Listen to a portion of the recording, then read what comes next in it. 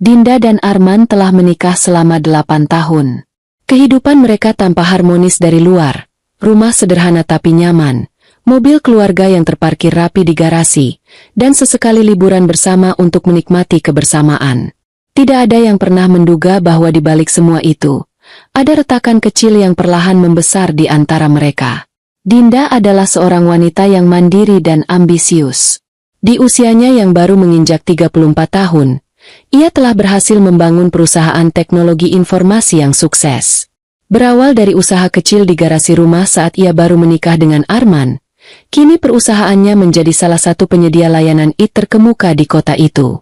Dinda tidak hanya menjadi pemilik bisnis, tetapi juga mitra strategis bagi beberapa perusahaan besar, termasuk perusahaan tempat Arman bekerja. Meski kaya raya, Dinda memilih menjalani kehidupan yang sederhana. Ia tidak suka memamerkan kekayaannya. Rumah mereka meski cukup besar, tidak berlebihan. Mobil yang ia kendarai adalah kendaraan keluarga biasa, bukan mobil mewah. Bahkan di lingkungan sosial mereka, Dinda lebih dikenal sebagai istri Arman daripada seorang pengusaha sukses. Sementara itu, Arman, suaminya, bekerja sebagai manajer pemasaran di sebuah perusahaan distribusi perangkat elektronik. Pekerjaannya stabil, meski tidak bisa dibandingkan dengan pencapaian finansial Dinda. Namun, Dinda tidak pernah mempermasalahkan hal itu. Baginya, cinta dan kepercayaan adalah fondasi utama dalam pernikahan mereka, bukan uang. Di awal pernikahan, Arman adalah pria yang penuh perhatian. Ia mendukung Dinda dalam membangun bisnisnya, bahkan membantu dengan pekerjaan administratif ketika Dinda baru memulai. Tapi seiring waktu, Arman mulai merasa terpinggirkan. Kenapa sih, aku harus selalu merasa di belakang Dinda? Pikir Arman suatu malam, saat ia pulang dari kantor. Ia mencintai istrinya, tetapi ia tidak bisa mengabaikan rasa minder yang semakin menghantuinya. Setiap kali mereka bertemu teman atau keluarga, Dinda selalu menjadi pusat perhatian. Orang-orang lebih tertarik membicarakan kesuksesan Dinda daripada mendengar tentang pekerjaannya. Arman tidak pernah mengungkapkan perasaan ini kepada Dinda. Ia tahu istrinya bekerja keras untuk mencapai posisinya saat ini, dan ia tidak ingin terlihat sebagai suami yang iri. Tapi, rasa tidak berdaya itu perlahan menggerogoti dirinya. Setiap pagi, Dinda dan Arman memiliki rutinitas yang sama. Dinda biasanya bangun lebih awal untuk jogging singkat di sekitar kompleks, sementara Arman menikmati kopi di ruang tamu sambil membaca berita di ponselnya. Setelah itu, mereka sarapan bersama sebelum berangkat bekerja. "Pagi ini jadwalmu penuh, Mas?" tanya Dinda suatu pagi, sambil menuangkan teh ke cangkirnya. "Iya, lumayan. Ada meeting dengan klien besar," jawab Arman sambil tersenyum tipis.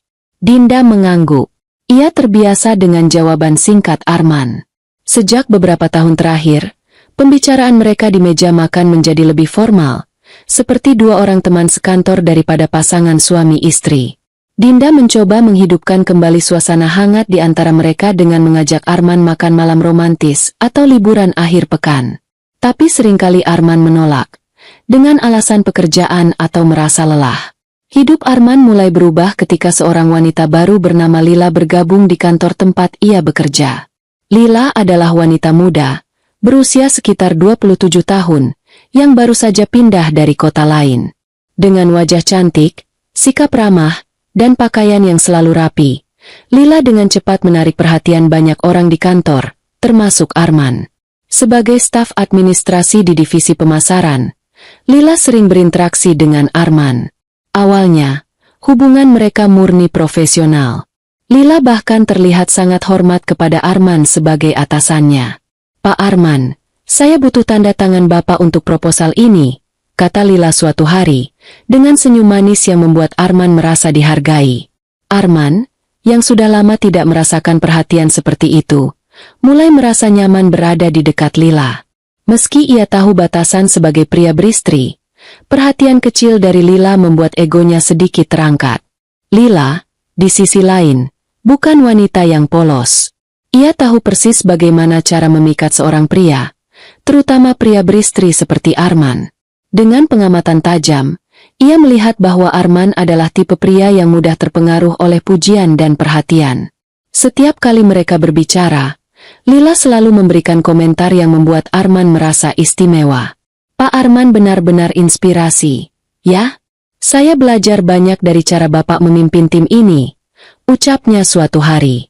Kalimat-kalimat seperti itu, meski sederhana, mulai membuat Arman merasa dihargai lebih dari yang ia rasakan di rumah. Sementara itu, Dinda tetap tenggelam dalam kesibukan bisnisnya. Perusahaannya baru saja mendapatkan kontrak besar dari salah satu perusahaan teknologi asing, yang berarti lebih banyak pekerjaan dan lebih sedikit waktu untuk istirahat. Meskipun sibuk, Dinda tidak pernah lupa untuk memastikan semuanya berjalan baik di rumah. Ia selalu memastikan bahwa makanan tersedia, tagihan dibayar tepat waktu, dan kebutuhan Arman terpenuhi.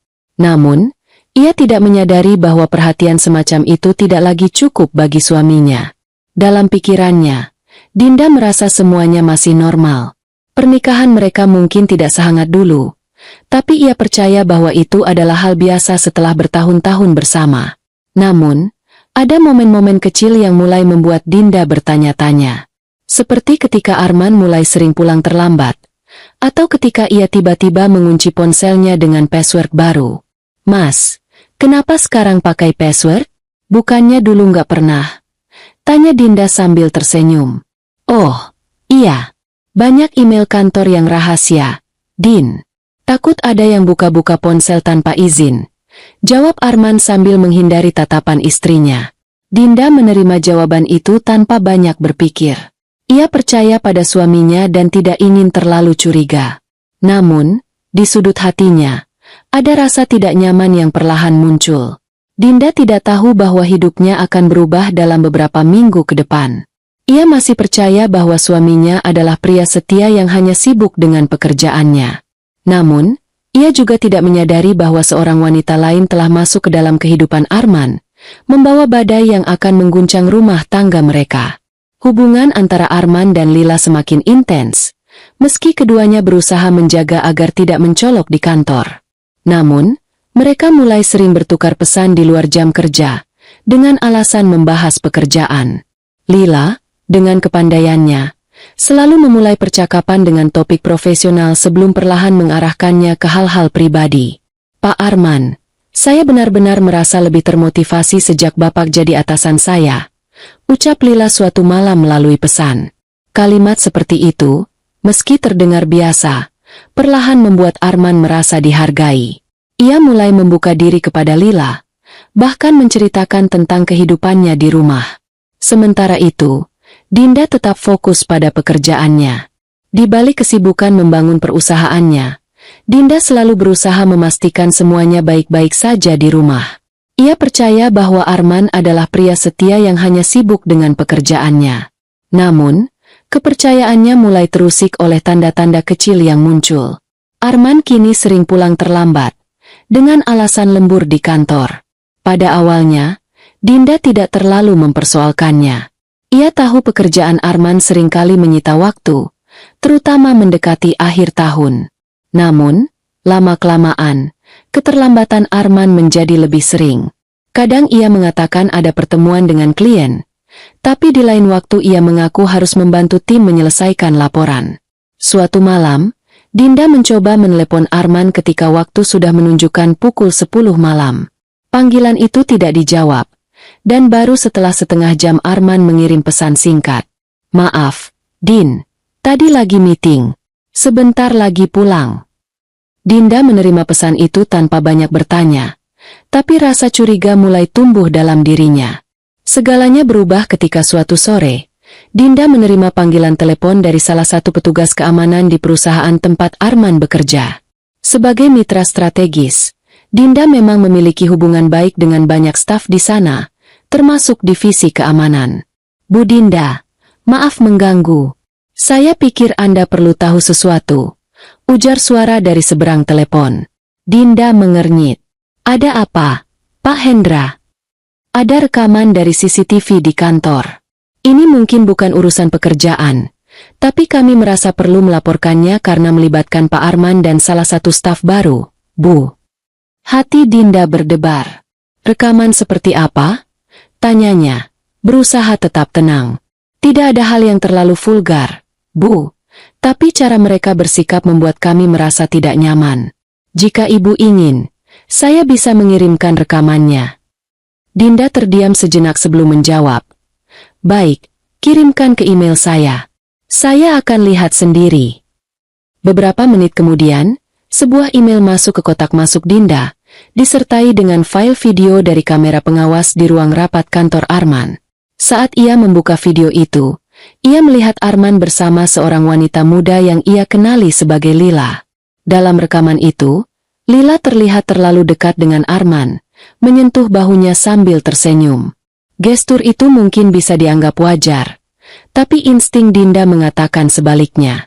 Ia memutuskan untuk memutar rekaman lain yang dikirimkan oleh Hendra.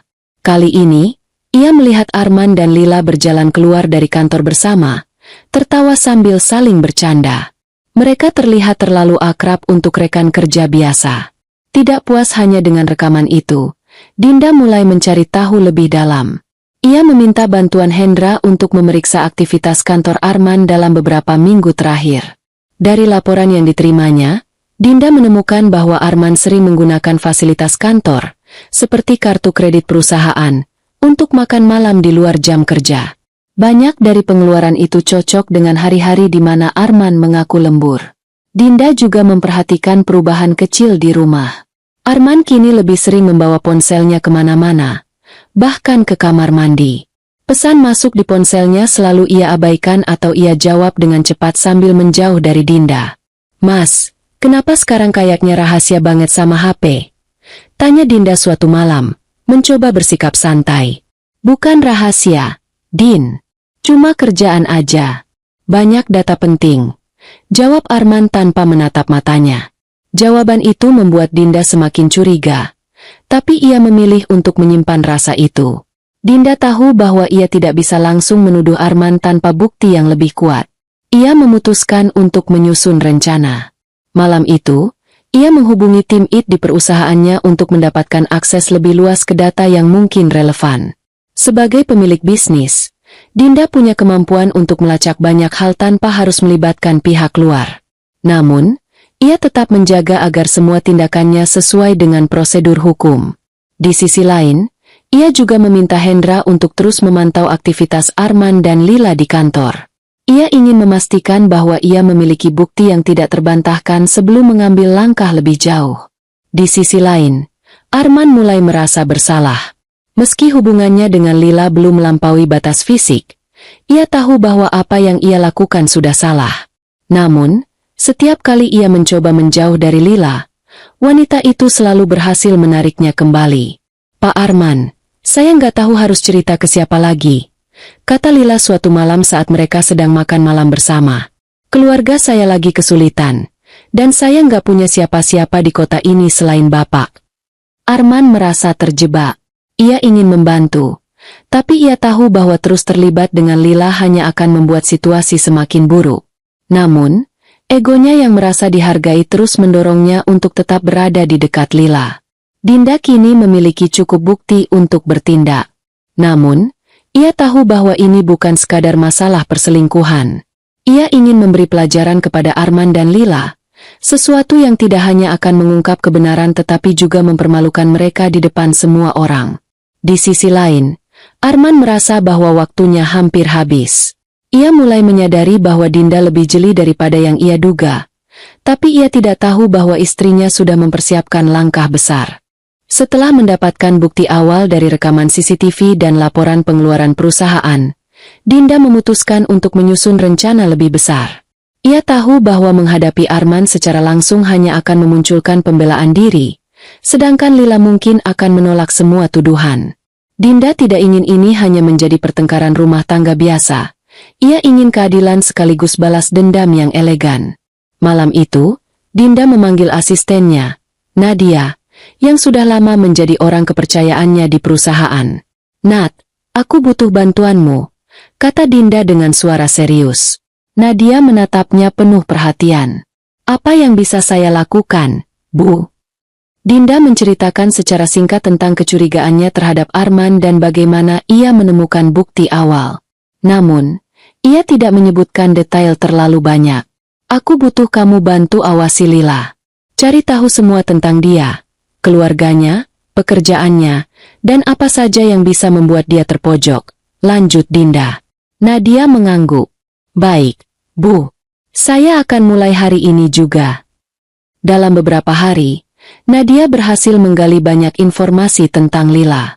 Dari media sosialnya, ia menemukan bahwa Lila sering memamerkan gaya hidup yang lebih mewah daripada yang seharusnya mampu ia tanggung sebagai staf junior. Foto-foto makan malam di restoran mahal, liburan singkat ke tempat eksotis, dan pakaian bermerek menjadi bukti nyata. Namun, yang lebih menarik perhatian Dinda adalah fakta bahwa Lila tampaknya memiliki hutang cukup besar dari pinjaman online. Dalam beberapa unggahannya, ia sering mengeluh secara tersirat tentang bunga yang mencekik, meski tetap mempertahankan citra glamor. Dia hidup di atas kemampuannya, komentar Nadia sambil menyerahkan laporan. Dinda tersenyum dingin. Bagus. Ini informasi yang berguna. Dinda tahu bahwa rencananya tidak hanya membutuhkan data.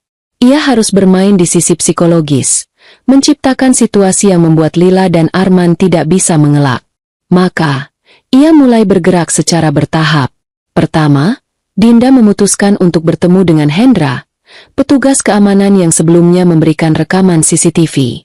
Ia berterima kasih atas bantuannya dan meminta Hendra untuk terus memantau aktivitas Arman dan Lila. Namun, ia juga memperingatkan agar hal ini dilakukan dengan sangat rahasia. Pak Hendra, jangan sampai mereka curiga.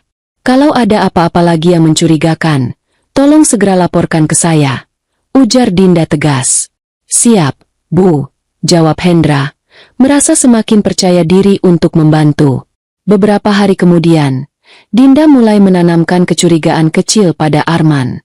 Saat mereka sedang sarapan, ia berkata santai, Mas, tadi malam aku ngobrol sama Pak Hendra. Katanya, di kantor kamu sering ada lembur ya? Sampai malam. Arman tersentak kecil, tapi segera menguasai diri. Oh, iya. Kadang-kadang. Apalagi kalau lagi banyak proyek. Oh, pantas. Aku sempat lihat laporan dari perusahaan kamu. Kok ada pengeluaran makan malam yang cukup sering? Mas pasti sibuk banget, ya? Arman menelan ludah, berusaha menjaga nada suaranya tetap santai. Iya, Din. Itu bagian entertain klien. Memang tanggung jawab aku. Dinda hanya tersenyum kecil, tidak melanjutkan pembicaraan. Namun, ia tahu bahwa sedikit tekanan ini cukup untuk membuat Arman lebih gelisah. Dinda juga memutuskan untuk mengunjungi kantor Arman secara langsung, dengan alasan ingin berdiskusi tentang proyek bersama yang melibatkan kedua perusahaan. Kedatangannya disambut hangat oleh beberapa staf, termasuk tim yang bekerja di bawah Arman. Namun, di sela-sela obrolan profesional, Dinda menyisipkan pertanyaan-pertanyaan kecil tentang dinamika kerja di kantor. Beberapa staf mengungkapkan, tanpa sengaja, bahwa Lila sering terlihat terlalu dekat dengan Arman. Saya sih nggak tahu apa-apa, Bu. Tapi Mbak Lila memang sering ikut lembur bareng Pak Arman. Bisik salah satu staf, merasa ragu-ragu untuk berbicara. Dinda hanya mengangguk, menyembunyikan perasaan marah yang mulai membuncah. Di sisi lain, Lila mulai merasa ada yang tidak beres. Ia merasakan bahwa beberapa rekan kerja mulai memperlakukannya dengan dingin, seolah mereka tahu tentang kedekatannya dengan Arman.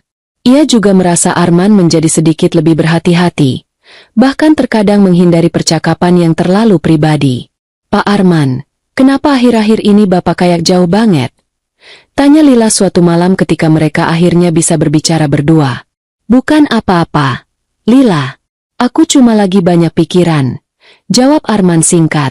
Namun, di balik layar, Arman mulai merasa cemas. Ia tahu bahwa Dinda adalah wanita cerdas yang tidak mudah dibodohi. Ia mulai bertanya-tanya apakah Dinda sudah mengetahui sesuatu.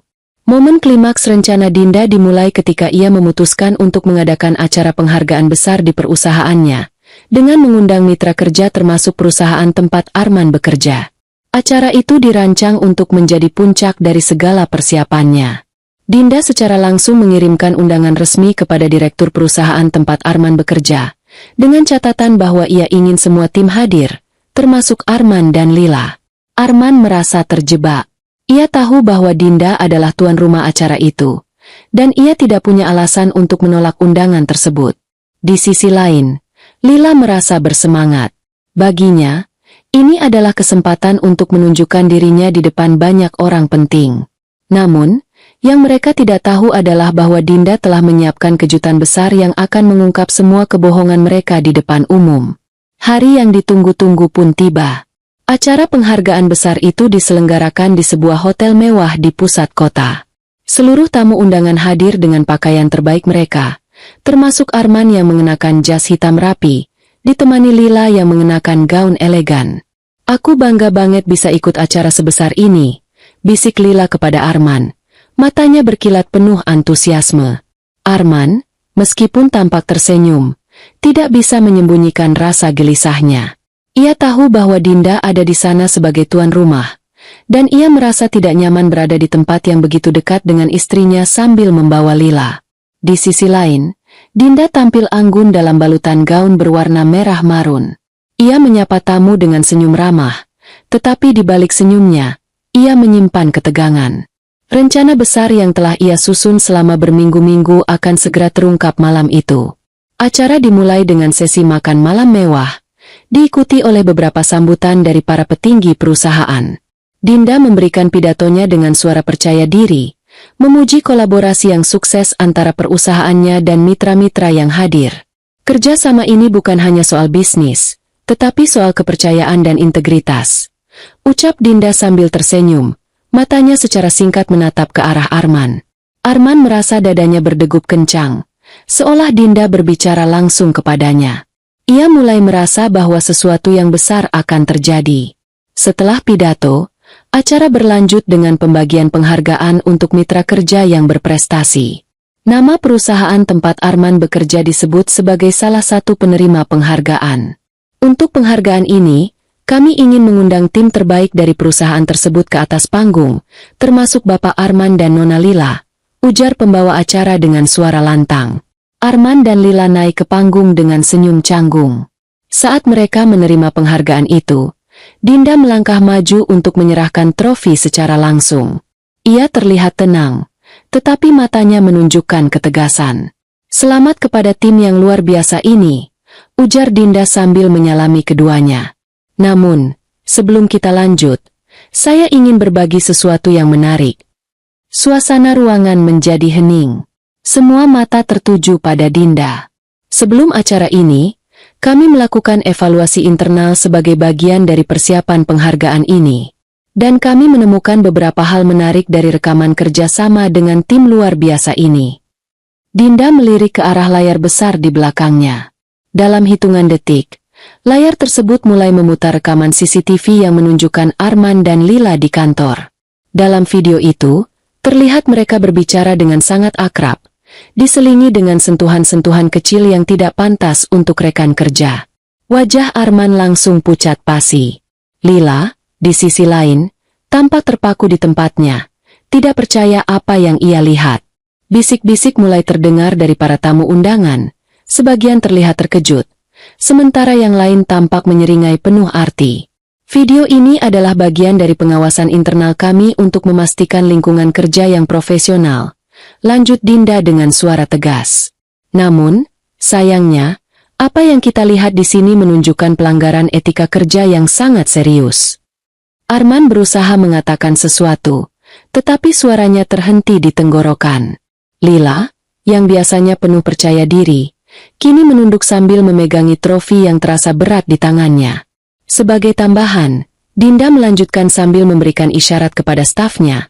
"Kami juga menemukan bukti penggunaan fasilitas perusahaan untuk keperluan pribadi, termasuk pengeluaran makan malam dan liburan."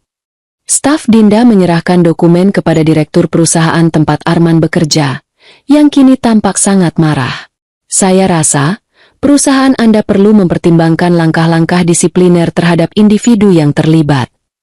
Kejadian di atas panggung itu menjadi bahan pembicaraan sepanjang malam. Arman dan Lila menjadi pusat perhatian, tetapi bukan dalam arti yang mereka harapkan. Setelah turun dari panggung, mereka mencoba meninggalkan ruangan, tetapi para tamu terus memandang mereka dengan tatapan mencela. "Saya tidak percaya mereka bisa melakukan itu," bisik salah satu tamu kepada rekannya. "Memalukan sekali. Apalagi, itu diungkap di depan umum," sahut yang lain. Lila, yang merasa terpojok, akhirnya meninggalkan hotel dengan air mata yang mengalir di pipinya. Arman mencoba mengejarnya, tetapi suasana kacau membuatnya kehilangan arah. Setelah acara selesai, Dinda kembali ke rumah lebih dulu. Ia duduk di ruang tamu dengan segelas anggur merah di tangannya, menunggu kedatangan Arman. Ketika Arman akhirnya pulang, ia terlihat kusut dan tidak tahu harus berkata apa. Dinda hanya menatapnya dengan tenang, tanpa sedikit pun menunjukkan kemarahan. "Mas mau bilang apa?" tanya Dinda dingin. Arman membuka mulut, tetapi tidak ada kata yang keluar. Ia tahu bahwa tidak ada alasan yang bisa membenarkan perbuatannya. "Aku tahu semuanya, Mas. Bukan hanya soal Lila, tapi juga soal semua kebohonganmu selama ini," lanjut Dinda. Arman menunduk, merasa malu dan bersalah. "Dinda, aku minta maaf." Dinda tersenyum kecil, tetapi senyumnya penuh makna. "Maaf? Setelah semua ini? Mas pikir maaf cukup untuk menghapus semua pengkhianatan ini?"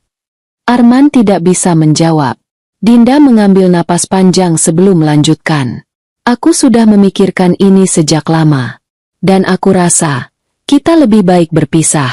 Aku tidak bisa hidup dengan seseorang yang mengkhianati aku, baik sebagai istri maupun sebagai partner. Dinda, aku mohon, jangan lakukan ini," pinta Arman. Suaranya bergetar. Namun, Dinda sudah membuat keputusan. Ia tidak ingin memberikan kesempatan kedua kepada seseorang yang telah menghancurkan kepercayaannya. "Mas punya waktu seminggu untuk pindah dari rumah ini," kata Dinda dengan tegas. Arman tidak punya pilihan lain selain menerima keputusan itu.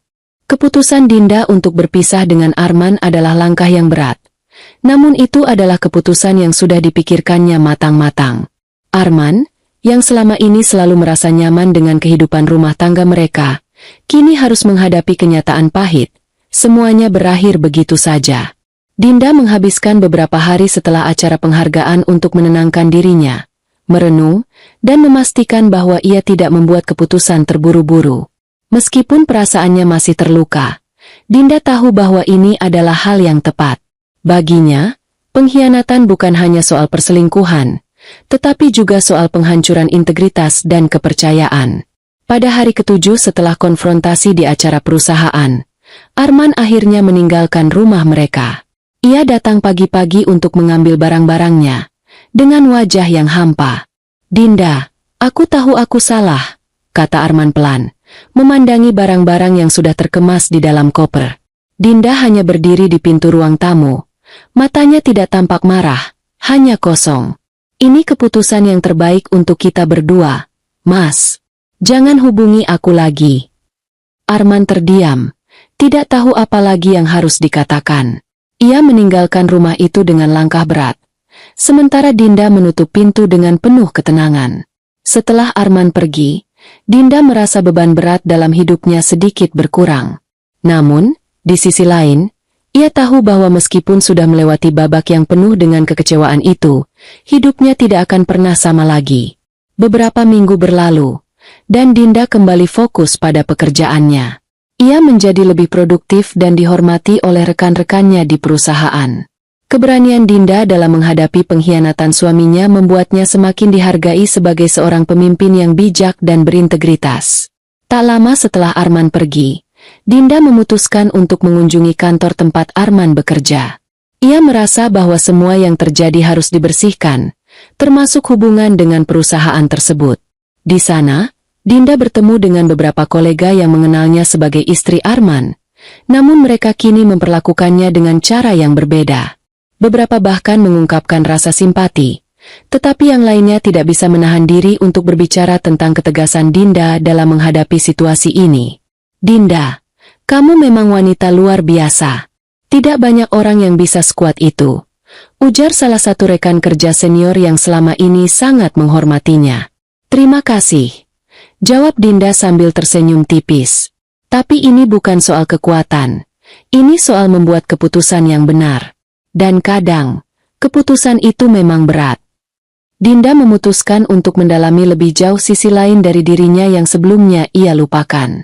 Ia mulai kembali ke hobinya yang sempat terbengkalai selama bertahun-tahun, menulis. Dinda menghabiskan waktu luangnya dengan menulis buku tentang pengalamannya. Buku yang kelak akan menjadi inspirasi bagi banyak orang yang mengalami pengkhianatan serupa. Lila, di sisi lain, tidak bisa melarikan diri dari kenyataan. Setelah malam penghargaan, ia merasa malu dan terhina. Semua yang dibangunnya dengan Arman seakan runtuh dalam sekejap. Berita tentang hubungan mereka pun tersebar di perusahaan, dan Lila menjadi bahan pembicaraan di mana-mana. Meskipun sempat berusaha menghubungi Arman, Lila tidak pernah mendapatkan respons. Arman, setelah mengetahui bahwa ia telah kehilangan Dinda, memilih untuk menghindari Lila, menyadari bahwa ia telah terjebak dalam kebohongan yang lebih besar. Lila merasa putus asa. Hutang-hutang yang ia miliki semakin menumpuk, dan meskipun ia masih bekerja di perusahaan tempat Arman bekerja, ia merasa tidak nyaman dengan pandangan orang-orang terhadapnya. Suatu hari, saat sedang di kantor, Lila akhirnya mendekati Nadia, asisten Dinda yang selama ini telah diam-diam mengawasinya. Nadia, aku tidak tahu harus bagaimana lagi. Semua sudah berantakan. Nadia menatapnya dengan penuh empati. Kamu tahu, Lila, ini bukan hanya soal Arman. Ini soal pilihan yang kamu buat. Kamu tahu risiko dari semua ini, kan? Lila menunduk, merasa hancur. Aku tahu, dan aku menyesal. Tapi kadang, aku merasa aku tidak punya apa-apa lagi. Jangan berpikir seperti itu, kata Nadia dengan tegas. Kehidupanmu masih bisa berubah. Tapi kamu harus mulai menerima kenyataan dan menghadapinya, bukan terus berlarut-larut dalam penyesalan. Lila mengangguk pelan, merasa sedikit diberi harapan, meskipun jalan di depannya masih panjang dan penuh tantangan. Beberapa bulan kemudian, kehidupan Dinda semakin stabil. Ia merasa lebih bebas dan berdaya. Semua keputusan yang ia ambil, meskipun sulit, membawanya menuju titik yang lebih baik. Dinda berhasil menerbitkan bukunya, yang langsung mendapatkan sambutan positif dari banyak pembaca. Buku itu menceritakan perjalanan emosional dan psikologisnya selama menghadapi pengkhianatan suami, serta bagaimana ia kembali bangkit dengan lebih kuat. Banyak pembaca yang merasa terinspirasi oleh keberanian Dinda untuk mengungkapkan kisah pribadinya secara terbuka, dan banyak yang menganggapnya sebagai simbol kekuatan perempuan yang tidak pernah menyerah. Secara profesional, Dinda semakin sukses. Perusahaannya berkembang pesat, dan ia mendapatkan beberapa tawaran untuk berbicara di seminar-seminar besar tentang kepemimpinan dan integritas dalam dunia bisnis. Dinda tidak hanya berhasil memulihkan dirinya, tetapi juga memberikan pengaruh positif pada banyak orang di sekitarnya. Pada suatu sore, setelah seharian penuh dengan pekerjaan, Dinda duduk di balkon rumahnya, menatap matahari yang mulai terbenam. Ia merasa damai dengan dirinya sendiri. Dinda tahu bahwa hidup tidak selalu berjalan mulus, dan terkadang keputusan yang paling sulit adalah yang terbaik. Ia belajar untuk menghargai dirinya sendiri, untuk mencintai dirinya lagi setelah kehilangan. Ini adalah hidupku, Dinda berkata dalam hati, dan aku yang memutuskan arah ke depannya.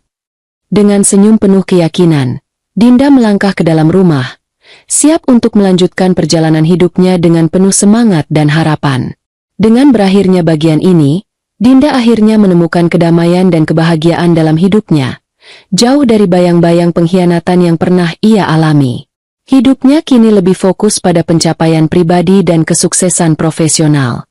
Arman dan Lila, meskipun terpuruk dalam rasa penyesalan, belajar bahwa tidak semua kebohongan bisa disembunyikan selamanya, dan bahwa hidup penuh dengan konsekuensi dari setiap pilihan yang dibuat. Hidup ini penuh dengan pilihan, dan setiap pilihan yang kita buat memiliki konsekuensi. Kadang, kita harus berani mengambil keputusan yang sulit untuk menemukan kedamaian dan kebahagiaan sejati. Semoga kisah ini dapat menginspirasi Anda semua untuk selalu menjaga integritas, percaya pada diri sendiri, dan tidak pernah menyerah, meskipun hidup menghadirkan ujian yang berat. Ingatlah bahwa setiap akhir adalah awal dari sesuatu yang baru.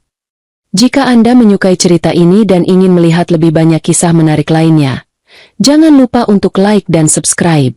Dukung terus dengan komentar dan bagikan kepada teman-teman Anda, agar semakin banyak yang terinspirasi oleh kisah-kisah yang membawa pelajaran berharga dalam hidup.